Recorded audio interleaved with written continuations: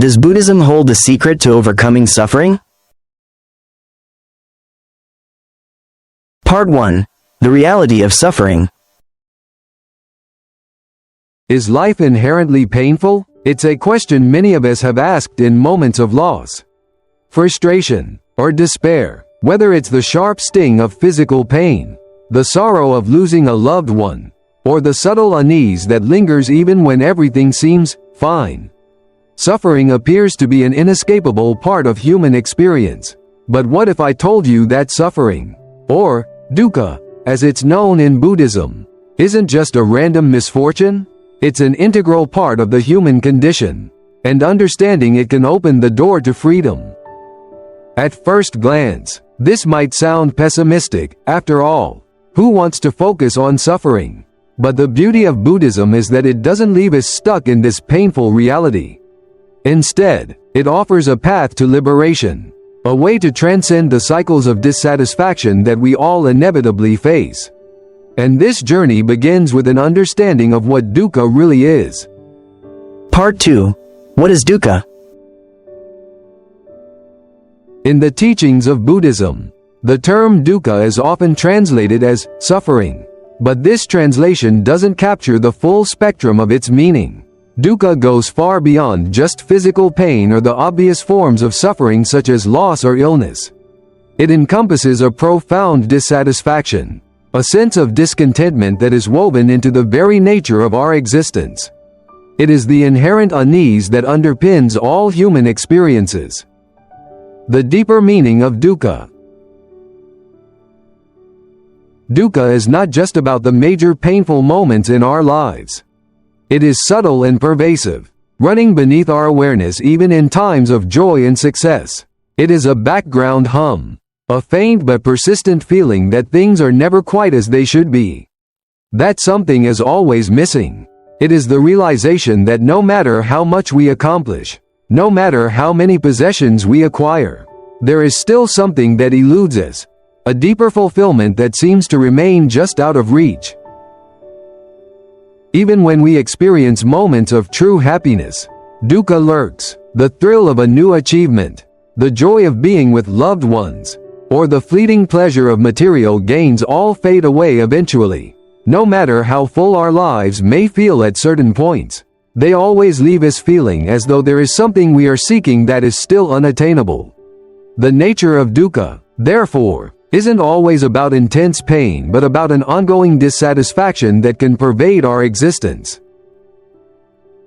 3 types of dukkha. Understanding the nuances. The Buddha explained that dukkha manifests in 3 distinct forms, each illustrating a different dimension of suffering. 1. Dukkha dukkha, the suffering of pain.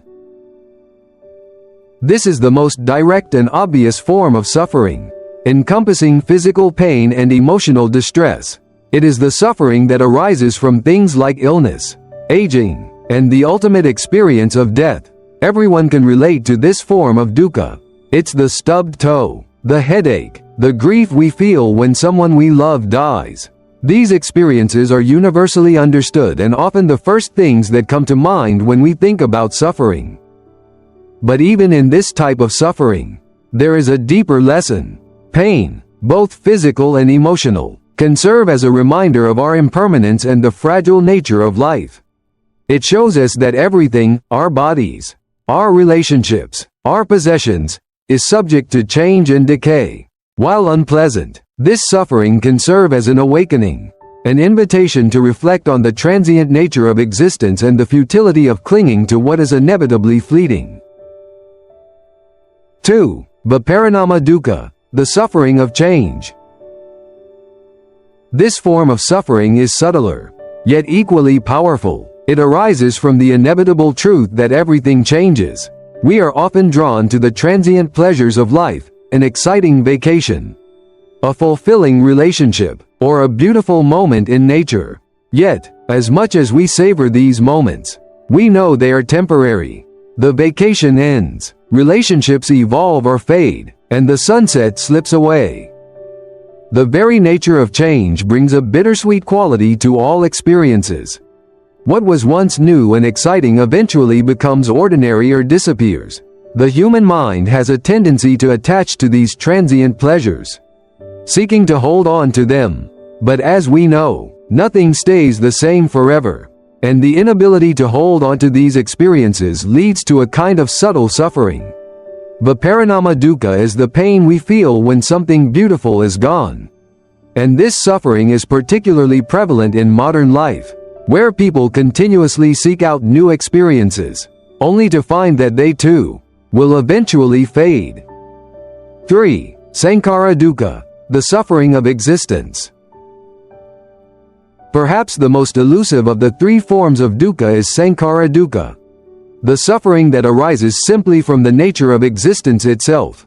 This suffering is not the direct pain we feel from external circumstances, but rather the underlying discomfort we experience as a result of living in an impermanent world. It is the deep existential unease that we often feel when we pause and contemplate the nature of life, its fleetingness, its unpredictability, and the lack of a permanent self. Sankhara dukkha is often experienced in quiet moments of introspection, particularly when we are alone with our thoughts. At night, when the distractions of the day fade, we might find ourselves questioning the meaning of life. This can lead to a sense of anxiety, a realization that no matter how much we achieve or accumulate, we cannot escape the impermanent nature of existence. Our sense of self is not permanent, and we are constantly evolving, changing, and ultimately facing the inevitability of our own death. This existential discomfort is not something that everyone is conscious of at all times, but it is always present, lingering beneath the surface. Many people experience it as a vague feeling of unease that they can't quite put into words. It can manifest as a low-level anxiety or restlessness that persists even in times when everything seems to be going well. The connection between dukkha and the human condition. The Buddhist teachings on dukkha are not meant to depress or discourage us. Instead, they are an invitation to fully acknowledge the nature of our existence. By recognizing that suffering is a part of life, we can begin to shift our perspective. We are not being punished by fate, nor are we being singled out for hardship. Instead, we are simply experiencing the shared reality of being human. When we accept that dukkha is woven into the very fabric of existence, we can begin to let go of the expectation that life should always be easy or free of pain. Instead of resisting suffering, we can embrace it as an integral part of the human journey. In doing so, we can cultivate a deeper sense of compassion, not only for others but also for ourselves. We begin to see that suffering is not something to be avoided or feared, but rather something to be understood and transformed. Moving beyond dukkha, the path of liberation. While dukkha is an undeniable aspect of human life, the Buddhist teachings also offer a path to liberation. By practicing mindfulness, meditation, and wisdom, we can begin to break free from the cycle of suffering. Understanding the true nature of dukkha allows us to let go of attachment, one of the primary causes of suffering. When we stop clinging to things that are fleeting, we create space for peace, acceptance, and freedom. The realization of dukkha, in its many forms, is not meant to bring despair, but to inspire us to seek deeper truths. It is through the acceptance of suffering that we can transcend it, finding liberation in the very heart of impermanence. Through the Buddhist teachings, we learn that true happiness does not come from external achievements or possessions. Instead, it arises from the cultivation of inner peace, the letting go of attachment, and the embracing of life as it is, impermanent, ever-changing, and ultimately, free. Part 3. The Buddha's teachings on suffering. The Buddhist teachings on suffering are central to his philosophy, and they begin with his recognition of dukkha, often translated as suffering or unsatisfactoriness. However, to truly understand this concept, one must look beyond its literal meaning and grasp the profound implications it holds for our lives. The Buddha's first noble truth is not a condemnation of life, but a declaration of an undeniable reality. Suffering, or dukkha, is an inseparable part of the human condition. This acknowledgement, however, is not a cause for despair, rather, it is an invitation to transformation and liberation. Dukkha as a path to liberation. The Buddha's approach to dukkha can be compared to that of a doctor diagnosing a disease. When a doctor diagnoses an illness, their intention is not to depress or discourage the patient but to identify the root cause of their suffering so that treatment can begin. Similarly, the Buddha's recognition of suffering in life is not meant to dishearten us. Instead, it is a tool for healing. By acknowledging dukkha, we gain clarity and wisdom, which empowers us to transcend suffering. This diagnosis allows us to approach life with a clearer understanding, knowing that suffering is not some arbitrary punishment but a natural consequence of existence itself. When we understand suffering in its various forms, we open the door to its cessation. The Buddha's teachings provide us with a map for navigating this suffering, a way to address and alleviate the pain inherent in our experience. Rather than simply accepting suffering as something that must be endured, the Buddha challenges us to investigate its causes, recognize its impermanence, and ultimately, through wisdom and mindfulness, transcend it. The three marks of existence. At the core of the Buddha's teachings on suffering are three fundamental characteristics of existence: anicca, impermanence; anatta, non-self; and dukkha, unsatisfactoriness. These three aspects of reality form the basis of understanding why suffering is so pervasive and unavoidable in our lives. 1. Anicca, impermanence. The first mark of existence, anicca, refers to the constant state of change in everything. The Buddha taught that nothing in the universe is permanent. Our bodies age, our thoughts shift, and our emotions rise and fall like waves in the ocean. The relationships we cherish and the possessions we hold dear are all subject to change. This universality of impermanence is what makes suffering inevitable. No matter how much we desire or cling to positive experiences, they eventually fade. The happiness we experience in moments of success, the warmth of a loving relationship, or the peace of a serene moment are all fleeting. The Buddha's insight into impermanence shows us that attachment to anything temporary is the root cause of dukkha. When we grasp the nature of impermanence, we begin to see that everything we experience is transient. Life, by its very nature, is in flux. The beauty of a flower will wither. The excitement of a new experience will fade. And even the moments of joy we savor will eventually give way to sadness or dissatisfaction. Recognizing impermanence in this way helps us develop a sense of detachment, not in the sense of becoming indifferent, but in understanding that nothing is permanent, and therefore, nothing should be clung to. 2. Anatta, non-self. The second mark of existence, anatta, teaches that there is no permanent, unchanging self. The concept of a fixed identity is an illusion.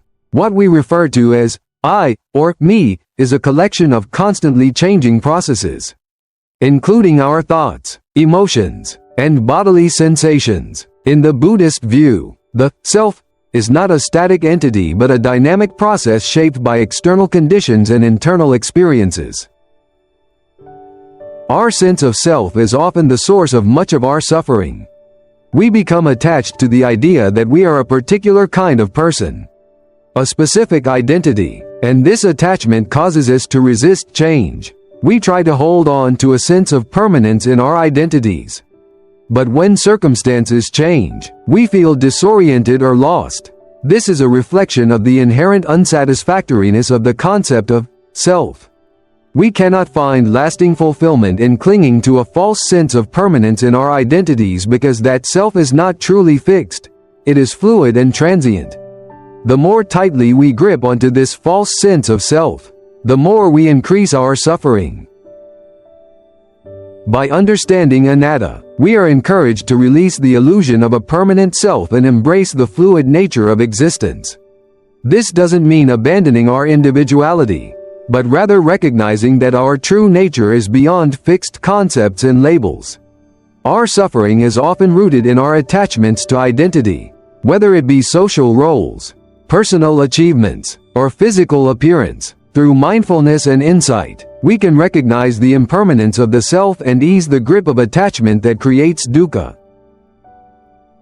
3. Dukkha, unsatisfactoriness. The third mark of existence is the acknowledgement of dukkha, the inherent unsatisfactoriness in all conditioned phenomena. Because everything is impermanent and because there is no permanent self, all things are ultimately unsatisfactory.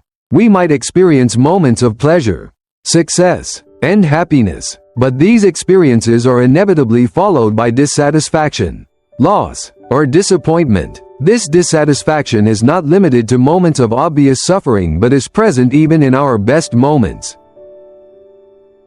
The Buddhist teachings on dukkha show us that nothing in the conditioned world can provide lasting satisfaction. Every pleasure is accompanied by the potential for pain. Every achievement is followed by a desire for more.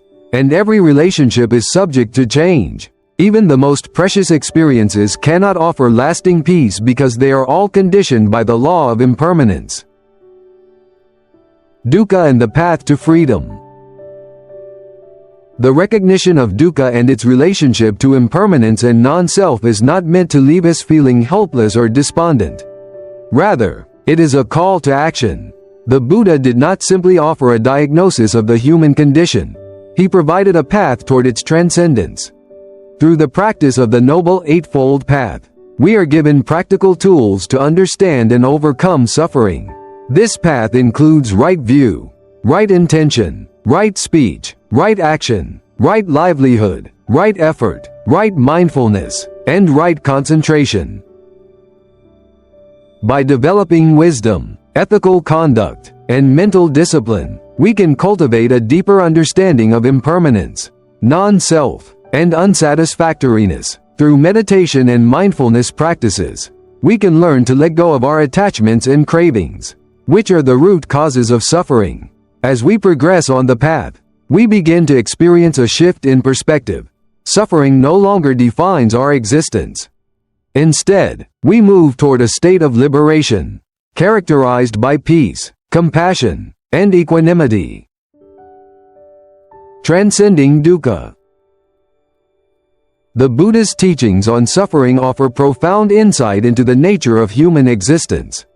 By understanding the three marks of existence, impermanence, non-self, and unsatisfactoriness, we come to see suffering not as something to be avoided, but as an inherent part of life that can be understood and transformed. The Buddha offers us the tools to navigate suffering with wisdom and mindfulness, guiding us toward liberation. Ultimately, the path he set forth is one of awakening, a way to see the world clearly and to live with a deep sense of freedom and peace. Part 4. The root causes of suffering.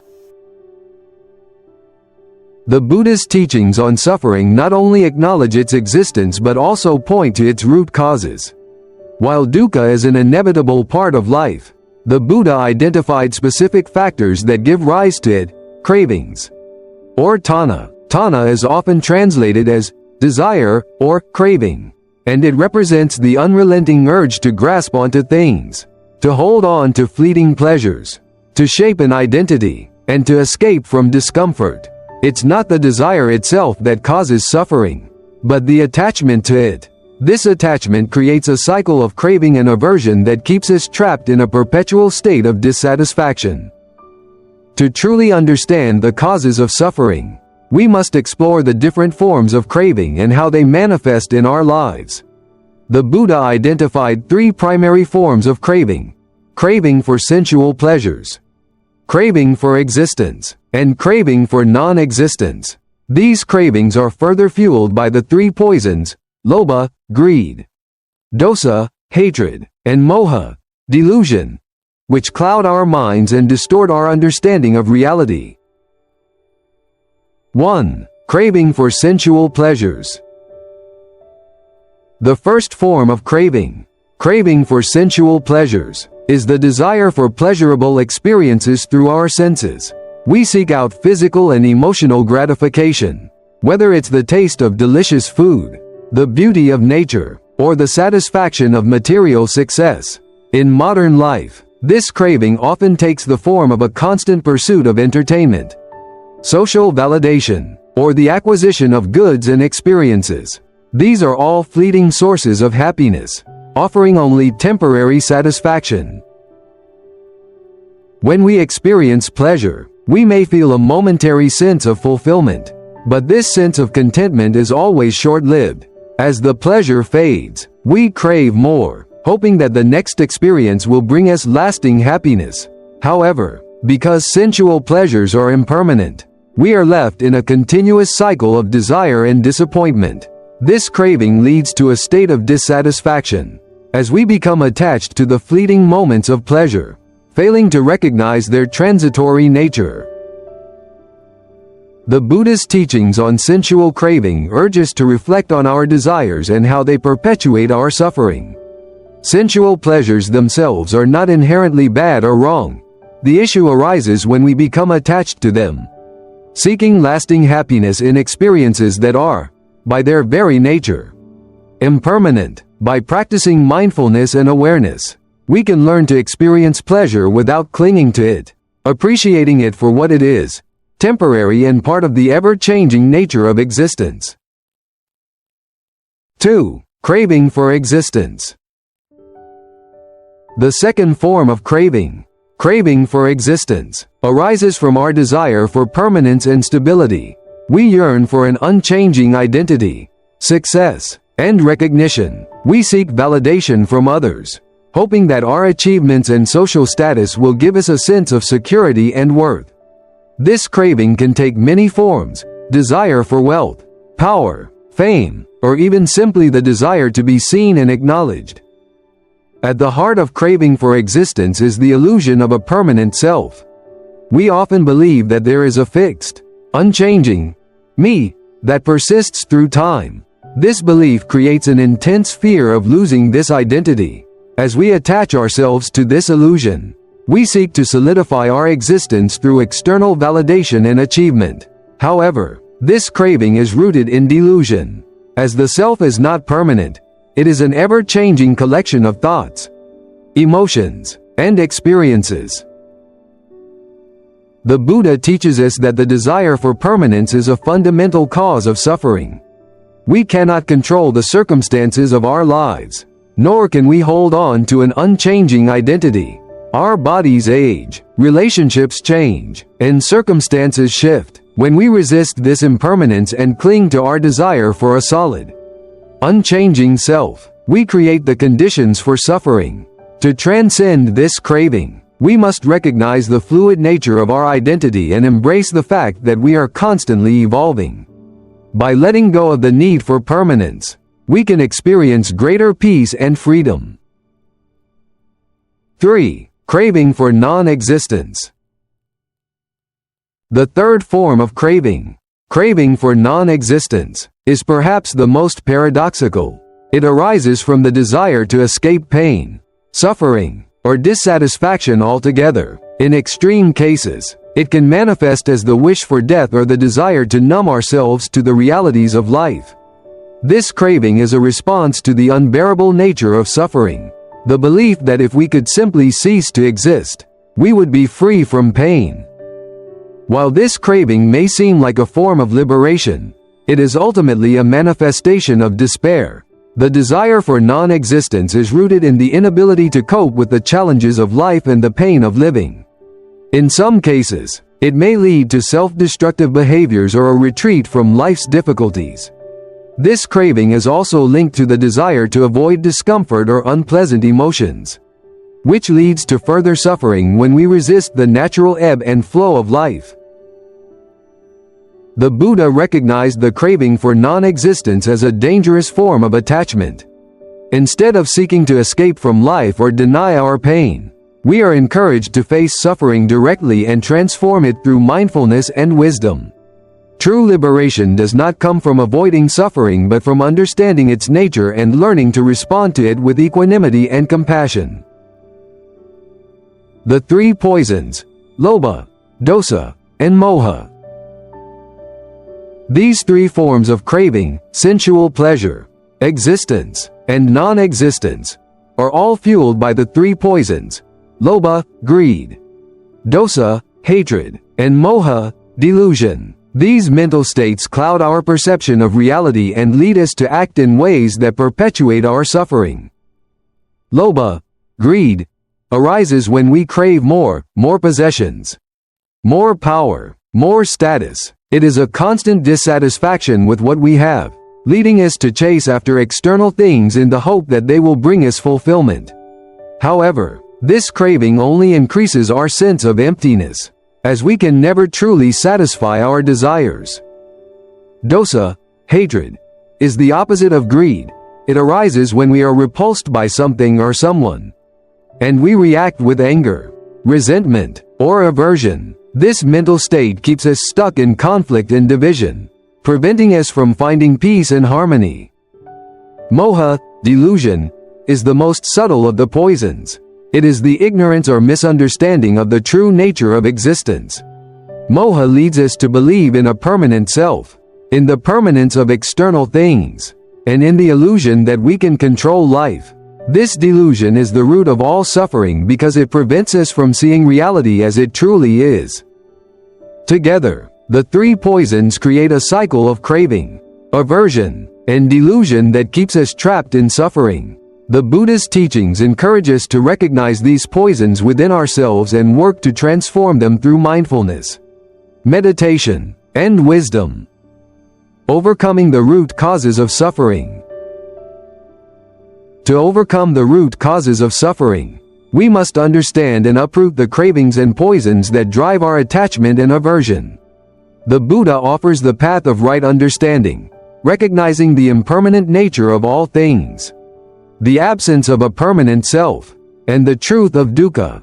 Through right mindfulness and right meditation, we can gain insight into the nature of our cravings and learn to let go of attachment. The goal is not to suppress desire but to transform our relationship with it, allowing us to live with greater freedom, compassion, and wisdom. As we work to dissolve the three poisons, we create the conditions for inner peace.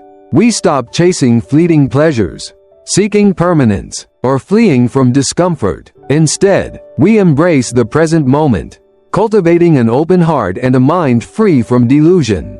In this way, we can transcend the root causes of suffering and live a life of greater harmony and fulfillment. Part 5. The Path to Liberation, the Eightfold Path. The Eightfold Path is the Buddha's practical guide to overcoming suffering and achieving liberation. It is not a series of rigid commandments, but rather a framework to cultivate wisdom, ethical conduct, and mental discipline. Through these practices, we can break free from the endless cycle of craving, attachment, and suffering. The Buddha presented this path not as an abstract concept, but as a tangible means to transform our experience of life. Each aspect of the path works together to help us develop insight, virtue, and mental clarity, leading to a profound shift in our understanding and experience of the world. 1. Right understanding. Seeing reality as it truly is. The foundation of the Eightfold Path is right understanding, samadhi, which means seeing reality as it truly is. This includes recognizing the impermanent nature of all things, understanding that everything is interconnected, and acknowledging the absence of a permanent self. Right understanding involves perceiving the world beyond our attachments and illusions. We begin to see that suffering is inherent in life, that everything is in a state of constant change, and that there is no unchanging self to cling to. This understanding helps us transcend the false beliefs that lead to attachment and suffering. It invites us to see things as they are, not as we wish them to be. By cultivating this clarity, we can develop wisdom that frees us from ignorance and delusion. In practice, this might mean reflecting on the impermanence of life and examining the ways we are attached to things that will inevitably change, like our bodies, our relationships, or our possessions. Through right understanding, we align ourselves with the true nature of reality. 2. Right thought. Cultivating compassionate and positive intentions. The second aspect of the Eightfold Path, right thought, Samma Sankappa, encourages the cultivation of positive, compassionate, and loving thoughts. It means developing intentions that align with kindness, compassion, and non-violence. Our thoughts shape our reality. So cultivating a mindset that is free from hatred, greed, and delusion is essential for our spiritual growth. Rather than allowing ourselves to be dominated by negative thoughts like anger or jealousy, right thought involves consciously transforming these emotions into compassion and understanding. It is about letting go of harmful mental habits and fostering an attitude of goodwill toward ourselves and others. By practicing right thought, we create the mental space for peace and clarity to arise, which in turn helps us break free from the cycle of craving and suffering. 3. Right speech. Speaking with truth and kindness. Right speech, Samma Vaka, emphasizes the importance of communication that is truthful, kind, and non-harmful. This involves speaking words that bring about peace, understanding, and harmony, and avoiding speech that is divisive, harsh, or false. The Buddha recognized the power of speech to create and dissolve conflict, and he encouraged his followers to be mindful of their words. In practice, right speech means refraining from gossip, lying, slander, and abusive language. Instead, we are encouraged to speak with honesty, compassion, and respect for others. It also includes practicing mindful listening, where we listen to others with attention and empathy, allowing their voices to be heard. By following right speech, we contribute to a peaceful and harmonious environment, both within ourselves and in our interactions with others. 4. Right action. Ethical conduct in daily life. The practice of right action, Samma Kamanta, focuses on cultivating ethical conduct in every aspect of our lives. It involves avoiding harmful behaviors, such as killing, stealing, or engaging in sexual misconduct, and replacing them with actions that promote the welfare of ourselves and others. This aspect of the Eightfold Path emphasizes the importance of living with integrity and compassion, making choices that reflect our values and ethical principles. Right action calls us to be mindful of the impact our actions have on the world around us. By acting with kindness and respect, we contribute to a more just and compassionate society. This practice involves making conscious decisions that minimize harm and maximize benefit, not only for ourselves but also for all living beings. As we cultivate ethical conduct, we move toward a life of greater harmony and moral clarity. 5. Right livelihood. Work that aligns with our values. Right livelihood, Samma Ajiva, refers to earning a living in a way that is consistent with ethical values and principles. This means choosing work that does not cause harm to others or contribute to suffering. The Buddha advised against occupations that exploit or harm others, such as dealing in weapons, human trafficking, or dishonest business practices. Instead, we are encouraged to pursue livelihoods that promote the well-being of others and reflect our commitment to ethical living. Right livelihood encourages us to examine how our work impacts the world and whether it aligns with our higher values. Whether we are a teacher, a doctor, a farmer, or a business owner, we have the opportunity to contribute positively to society through the work we do. When our livelihood is aligned with our values, it brings us a sense of purpose and satisfaction, and it allows us to live in harmony with the world around us. 6. Right effort. Cultivating positive mental states. Right effort, Samma Vayama, involves the continuous effort to cultivate positive mental states and eliminate negative ones. This includes striving to develop wholesome qualities like generosity, patience, and mindfulness, while abandoning harmful qualities like anger, greed, and ignorance. Right effort is not about forcefully suppressing negative thoughts but about creating the conditions for positive mental states to arise. This practice requires persistent effort to overcome the mental habits that perpetuate suffering. It involves recognizing when negative patterns of thought arise and gently redirecting our attention toward more constructive ways of thinking. By cultivating right effort, we gradually transform our mental landscape, making it more conducive to peace, clarity, and wisdom. 7. Right mindfulness. Awareness in the present moment. Right mindfulness, samasati, is the practice of paying full attention to the present moment. Without judgment or distraction, it involves developing awareness of our thoughts, emotions, and sensations as they arise, allowing us to experience them without becoming attached or reactive. Through right mindfulness, we become more aware of our habits, our tendencies, and the way we relate to the world around us. Mindfulness can be practiced in every moment of life, whether we are eating, walking, or engaging in conversation. By cultivating mindfulness, we learn to respond to life with clarity and awareness, rather than reacting impulsively out of habit. This practice helps us break free from the cycle of craving and aversion, as we learn to observe our desires and fears without getting caught up in them. 8. Right concentration. Developing deep focus through meditation.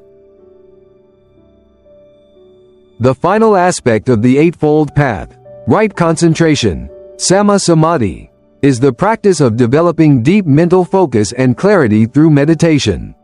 By training the mind to concentrate on a single object of meditation, we cultivate inner stillness and concentration.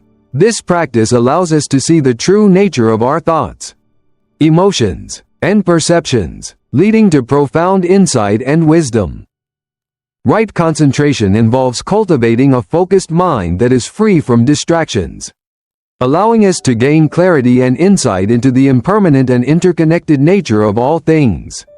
Through meditation, we develop the ability to concentrate with ease, leading to a state of equanimity and peace. As we progress in meditation, we move closer to liberation, gaining a deeper understanding of reality and a greater ability to live with compassion and wisdom. Integration of the path. The Eightfold Path is not a linear process. It is a holistic approach that integrates all aspects of our life. The practices work together, reinforcing and supporting one another. As we develop right understanding, we cultivate right thought, which in turn leads to right speech and right action. As we engage in ethical conduct and right livelihood, we apply right effort, strengthen our right mindfulness, and develop our right concentration.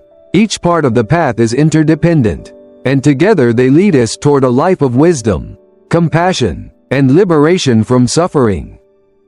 In modern times, the practices of right mindfulness and right concentration have been validated by scientific research. Studies show that mindfulness and meditation can reduce stress, improve emotional regulation, and even alter the structure of the brain, leading to greater well-being. These practices are a testament to the timeless relevance of the Buddhist teachings, offering profound benefits in both spiritual and practical terms. By following the Eightfold Path, we can gradually free ourselves from the suffering that arises from craving, attachment, and ignorance. As we cultivate wisdom, ethical conduct, and mental discipline, we move closer to the realization of true peace and liberation. Part 6. A Path to Peace.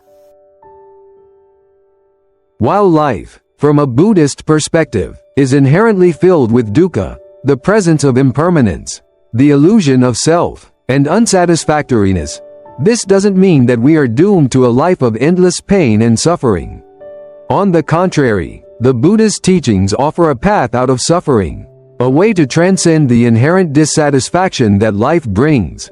This path is not one of escaping from life's difficulties but one of transforming our relationship to them, gaining wisdom, and embracing the impermanence of existence with clarity and compassion. Life in dukkha, a fundamental understanding. The first step in the path to peace is acknowledging the truth of dukkha, the inevitable suffering in life. From birth to death, we experience change, loss, and uncertainty. Our bodies age, our relationships evolve, and our world is constantly shifting. This is the truth of impermanence, anicca, which the Buddha identified as a defining characteristic of existence. Even the most joyful moments are fleeting, and the things we hold most dear will inevitably change. We crave stability, permanence, and security, yet life is full of uncertainties. This realization, while uncomfortable, is the first step in freeing ourselves from the cycle of suffering. Similarly, we live with the illusion of a permanent, unchanging self, a concept that leads to confusion and frustration. We identify with our thoughts, our feelings, our achievements, and our identity, but in truth, there is no fixed self. Our sense of I is a constantly shifting collection of experiences. And when we cling to the idea of a permanent self, we create conflict and suffering. The Buddhist teachings reveal that letting go of this illusion is key to finding peace. But recognizing these truths of life's inherent dissatisfaction does not lead to despair. Rather, it opens the door to liberation. It invites us to acknowledge our suffering, explore its causes, and find a path forward that is not governed by the need to avoid discomfort or cling to transient joys. The path to peace, embracing impermanence and cultivating compassion. The Buddhist path is not one of denial or avoidance but one of embracing life as it is. The Eightfold Path, as outlined in the Buddhist teachings, provides a roadmap for this transformation. By following this path, we learn to see life clearly, without the distortions of attachment or aversion. We can cultivate a deep sense of compassion for ourselves and others, realizing that suffering is a shared human experience. Instead of seeing suffering as something to avoid or suppress, we come to understand it as an inevitable part of life that we can meet with understanding and equanimity. Cultivating mindfulness and ethical conduct. Mindfulness, one of the core practices of the Eightfold Path, helps us become fully present in each moment, free from distraction and judgment. By practicing mindfulness, we learn to observe our thoughts, emotions, and experiences without becoming attached to them. We can begin to see the impermanence of everything around us, and in doing so, we let go of the need to control or hold on to things that are bound to change. In this awareness, peace arises naturally. Ethical conduct is another essential aspect of the Eightfold Path. The Buddhist teachings emphasize the importance of right speech, right action, and right livelihood, living in a way that is compassionate, honest, and mindful of the well-being of others. By engaging in actions that are aligned with our values and cultivating integrity, we create harmony within ourselves and in our interactions with the world. Ethical conduct frees us from the guilt, regret, and conflict that arise from actions rooted in greed, hatred, or delusion. It allows us to live in peace with ourselves and others. Wisdom, the key to liberation. Right understanding and right thought, the wisdom aspects of the Eightfold Path, teach us to see the world through the lens of impermanence, non-self, and unsatisfactoriness. This understanding does not lead to resignation but to a profound freedom. When we understand that everything is impermanent, we stop clinging to the idea of lasting happiness in material achievements or fleeting pleasures. Instead, we begin to cultivate inner peace that is not dependent on external circumstances. Right thought encourages us to cultivate thoughts of kindness and compassion, replacing negative thought patterns such as greed, anger, and fear with positive, liberating intentions. By aligning our thoughts with wisdom and compassion, we start to transform the root causes of suffering in our minds. peace beyond circumstances. The beauty of the Buddhist teachings lies in their emphasis on inner peace. Unlike other paths that might promise freedom through the acquisition of wealth, status, or external success, the Buddhist path offers a way to find peace regardless of what life brings. The practice of mindfulness, coupled with ethical conduct and wisdom, allows us to remain calm and centered even amidst the storms of life. We stop seeking happiness in external circumstances and begin to find peace in the present moment, just as it is. The Buddhist path is not about escaping life's difficulties but about transforming our relationship to them. Dukkha is inevitable, but suffering is not. By learning to embrace the impermanence of life, we find that peace does not come from controlling or avoiding discomfort, but from accepting it with mindfulness and wisdom. Through this acceptance, we free ourselves from the cycle of craving and aversion, and in doing so, we experience true freedom and joy. The transformation of suffering. The path to peace is not a quick fix or a promise of a life without challenges. Instead, it is a transformative journey, one in which we learn to live with open hearts and clear minds. It is through this transformation that we can break free from the cycle of craving, attachment, and suffering, and begin to live in a way that is grounded in wisdom, compassion, and mindfulness. As we walk the path laid out by the Buddha, we come to realize that the peace we seek is not external, but internal. It is not something to be attained or achieved, but something to be recognized and cultivated in each moment. When we align our lives with the teachings of the Buddha, we discover that inner peace is not a distant ideal but a present possibility, one that is always available to us, no matter what life may bring.